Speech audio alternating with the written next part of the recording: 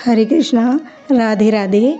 हम सभी साधक श्री चैतन्य महाप्रभु की चरितावली श्रवण कर रहे हैं। प्रसंग है श्री नरसिंह आवेश। हिरण्यकश्यपु अपने सेवक से पूछता है, कौन है कौन है? सेवक कहता है, प्रभु सिंह है। तब पूछता है, तब क्या हुआ? सिंह है तो होने दो। सेवक कहता है, प्रभु उसका शरीर मनुष्य के समान है, यही तो महान आश्चर्य की बात है। यह सुनकर हिरण्यकश्यपु कहने लगा, इस प्रकार का अद्भुत जीव तो आज तक मैंने कभी नहीं देखा। अच्छा, उसे मेरे पास ले आओ। जल्दी से सेवक बोल उठा। देखिए प्रभु, यह वह आ ही गया। हिरण्यकश्यपु ने जल्दी से धनुष मंगाते हुए कहा, धनुष धनुष।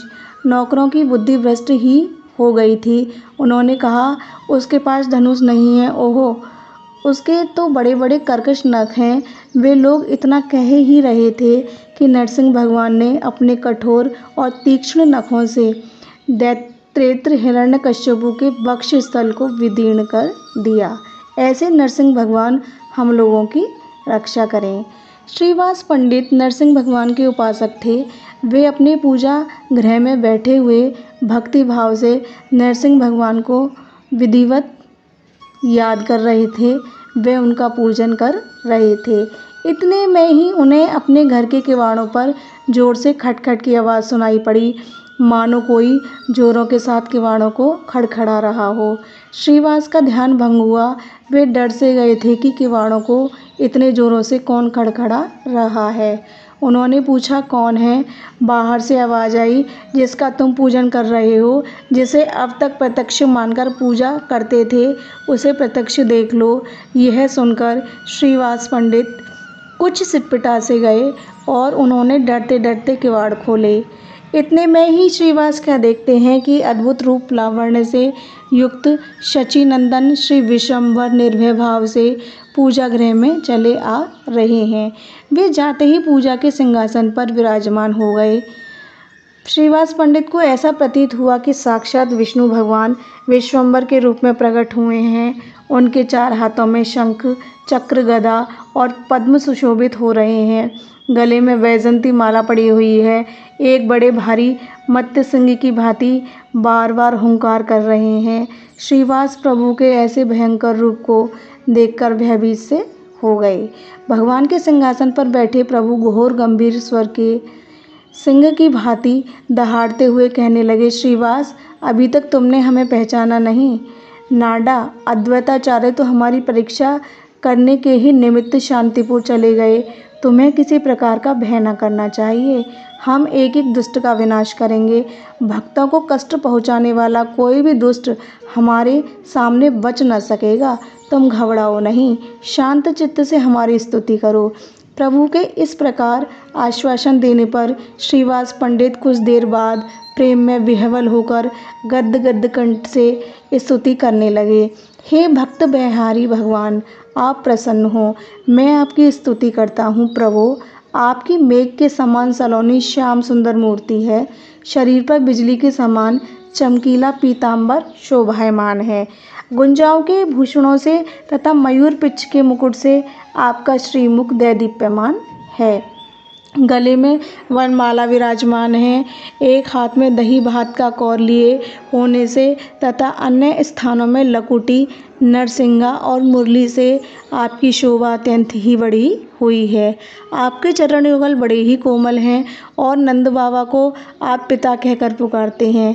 ऐसे आपके लिए केवल आपकी ही प्राप्ति के निमित्त मैं आपको प्रणाम करता हूँ।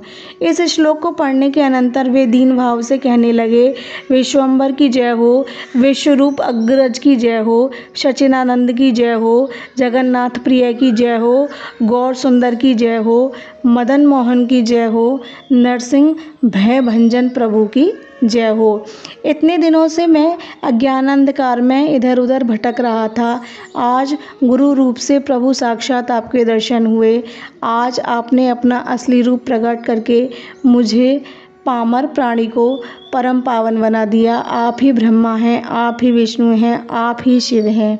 सृष्टि के आदिकरण आप ही हैं, आपकी जय हो। श्रीवास इस प्रकार स्तोत्र पाठ करने पर प्रभु ने उन्हें आज्ञा दी कि तुम अपने संपूर्ण परिवार के सहित हमारी पूजा करो और हमसे मनोवांछित वरदान मांगो। प्रभु की आज्ञा शिरोधार्य करके श्रीवास पंडित ने अपने घर की संपूर्ण स्त्रियों को, बाल बच्चे तथा दास दासियों को एकत्रित किया और सभी मिलकर आनंद तथा उल्लास के साथ प्रभु की पूजा करने के लिए उद्यत हो गए। पिता के समान पूज्य और वृद्ध श्रीवास पंडित इस बात को बिल्कुल भूल ही गए थे कि ये हमारे मित्र पंडित जगन्नाथ मिश्र के छोटे पुत्र हैं, जिन्हें हमने गोदी में खिलाया है और जो हमारा सदा पिता के समान सम्मान करते हैं। उस समय उन्हें यह पूर्ण भाव हो गया था कि साक्षात नरसिंह भगवान ही प्रकट हुए हैं। इसलिए विष्णु पूजा के निमित्त जितनी सामग्री एकत्रित की थी वे सब की सब प्रभु की पूजा में लगा दी। श्रीवास के घर की स्त्रियों ने अपने अपने हाथों से प्रभु के गले में मालाएं पहनाई, उनके मस्तक पर ऊपर पुष्प चढ़ाए और उन्हें साष्टांग प्रणाम किया। प्रभु ने भी उनके मस्तकों पर अपना चरण रखकर उन्हें आशीर्वाद दिया, तुम अपनी भक्ति हमें दो। इस प्रकार सभी ने मिलकर भक्तिभाव के साथ प्रभु का पूजन किया। इसके अनंतर जोरों से हुंकार करते हुए प्रभु ने गंभीर स्वर में कहा, श्रीवास तुम्हें चिंता नहीं करनी चाहिए, तुम अनन्य भाव से हमारा ही तो स्मरण कीर्तन करते हो, फिर डर की क्या बात। बादशाह की क्या ताकत है जो हमारे विरुद्ध कुछ कर सकेगा। यदि वैष्णवों को पकड़ने के लिए नाव आवेगी तो सबसे पहले उस नाव में हम ही चढ़ेंगे और जाकर बादशाह से कहेंगे कि तुमने कीर्तन रोकने की आज्ञा दी है। यदि काजियों के कहने से तुमने ऐसा किया है तो उन्हें यहाँ बुलाओ और वे अपने शास्त्र के विश्वास के अनुसार प्रार्थना करके सभी से अल्लाह या खुदा कहलवाएं, नहीं तो हम सभी हिंदू, यवन, पशु पक्षी आदि जीवों से कृष्ण कृष्ण कहलाते हैं। इस प्रकार सभी जीवों के मुख से श्री कृष्ण कीर्तन कराकर हम संकीर्तन का महत्व प्रकाशित करेंगे और यवनों से भी कृष्ण कहलवाएंगे। यदि इतने पर भी वह ना मानेगा तो हम उसका संहार करेंगे। तुम किस बात की चिंता मत करो, निर्भय रहो, हम तुम्हें अभी बताते हैं कि यह सब किस प्रकार हो सकेगा। इतना कहकर प्रभु ने श्रीवास पंडित की भतीजी को अपने पास बुलाया। उसका नाम नारायणी था। उसकी अवस्था लगभग 4 वर्ष की होगी। प्रभु ने उसे अपने पास बुलाकर कहा, बेटी नारायणी, तुम श्री कृष्ण प्रेम में उन्मत्त होकर रुदन तो करो। बस इतना सुनना था कि वह 4 वर्ष की बालिका श्री कृष्ण प्रेम में मूर्छित होकर गिर पड़ी और जोरों से हा कृष्ण कहकर रुदन करने लगी। उसके इस प्रकार रुदन को सुनकर सभी स्त्री पुरुष आश्चर्य सागर में गोते खाने लगे। सभी की आंखों से आंसू बहने लगे। हंसते हंसते प्रभु ने कहा, इसी प्रकार हम सबसे कृष्ण कीर्तन कराएंगे। इस प्रकार श्रीवास को आश्वासन देकर प्रभु मूर्छित होकर पृथ्वी पर गिर पड़े और बहुत देर के अनंतर होश में आए। होश में आने पर आप आश्चर्य के साथ इधर उधर देखने लगे और बोले, पंडित जी मैं यहाँ कैसे आ गया? मैंने तो कोई चपलता तो नहीं कर डाली। आप तो मेरे पिता के समान हैं। मेरे सभी अपराधों को आप सदा से क्षमा करते आए हैं। यदि मुझसे कोई चपलता हो भी गई हो तो उसे क्षमा कर दीजिएगा। मुझे कुछ भी मालूम नहीं है कि मैं यहाँ कैसे आया और मैंने क्या क्या कहा। प्रभु की इस प्रकार भोली भाली बातें सुनकर श्रीवास पंडित ने विनम्र विनीत भाव से कहा, प्रभु मुझे चिरकाल तक भ्रम में रखा, अब फिर से मुझे भ्रम में न डालिए, मेरी अब छलना न कीजिए। अब तो मुझे आपका सत्य स्वरूप मालूम पड़ गया।